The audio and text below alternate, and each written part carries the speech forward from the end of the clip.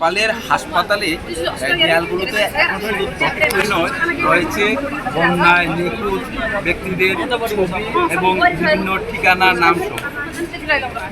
নেপালের রাজধানীর বিভিন্ন হাসপাতালের দেয়ালগুলোতে শুধু তথ্যই নয়, এখন রয়েছে নিখোঁজ স্বজনদের ছবি এবং তাদের নাম ঠিকানা। নেপালের যারা নিখোঁজ হয়েছেন তাদের পিছনে স্বজনরা ভিড় করছেন।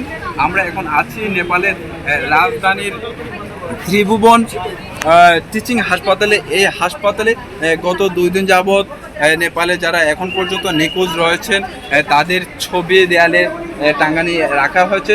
এছাড়া যারা আহত হয়েছিলেন তাদেরকে উদ্ধার করে এই হাসপাতালে এনে ভর্তি করে চিকিৎসা কার্যক্রম চলছে। তবে চিকিৎসা কার্যক্রম চললেও এখন পর্যন্ত প্রচুর পরিমাণ পর্যটকও নিখোঁজ রয়েছেন।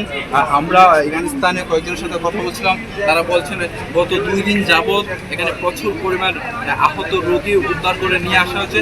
এখন পর্যন্ত নেপালি সংবাদ মাধ্যমের তথ্য মতে প্রায় 390 জনের মরদেহ উদ্ধার করেছে এবং হাজারের বেশি মানুষ এখনো নিখোঁজ রয়েছেন। সেই নিখোঁজ স্বজনদের খুঁজে প্রতিদিন হাসপাতালে ভিড় করছেন স্বজনরা। তারা যখন এই দেয়ালগুলিতে কিংবা হাসপাতালের ফ্রন্ট ডেস্কে তাদের স্বজনদের নাম কিংবা ছবি দেখতে না পান, তখন তারা বারবার কান্নায় ভেঙে পড়ছেন। তারা তাদের নিখোঁজ স্বজনদের খোঁজ করছেন।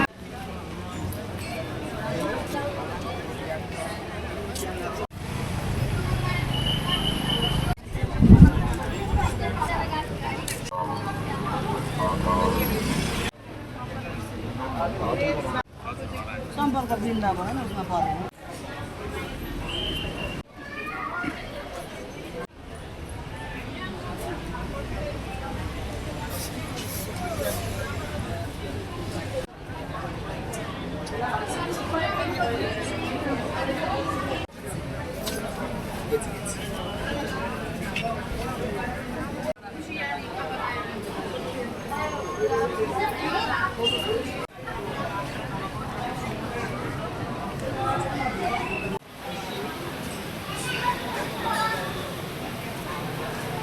এই ছিল নেপালের রাজধানীর ত্রিভুবন টিচিং হাসপাতাল থেকে নেপালের বন্যায় আহতদের সর্বশেষ খবর।